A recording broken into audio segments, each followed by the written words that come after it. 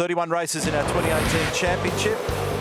This will go down as one of the great battles on the run to turn one. It's 370 metres to the apex of the first turn, and every last millimetre mattered. For Jamie Whincup, he went round the outside on cold tyres and hung in there to outfox McLaughlin by the time they got to turn two. That was a great battle between the two of them.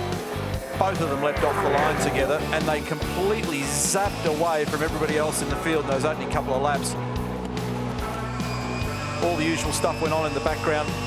Both of the Mobil 1 Boost Mobile cars getting into it through the final corner here. Tim Slade was mixed up in that. So James Courtney, Scott Pye, Garth Tander all having a battle. This was a slightly awkward moment involving James Golding and Simona Di Silvestro. Down at turn 10, they locked horns, and sadly for James, he got a plus 15-second hold in his pit stop as a part of that process. Simona recovered for 23rd. First round of the pit stops, though.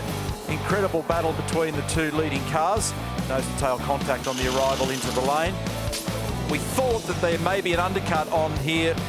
That didn't happen. They came into the pit lane together, so then we thought they might short fuel car number 17. That didn't quite happen either. So they ended up being line and stern, followed each other in and out of the pit lane, and that set up a great battle all the way to the very end.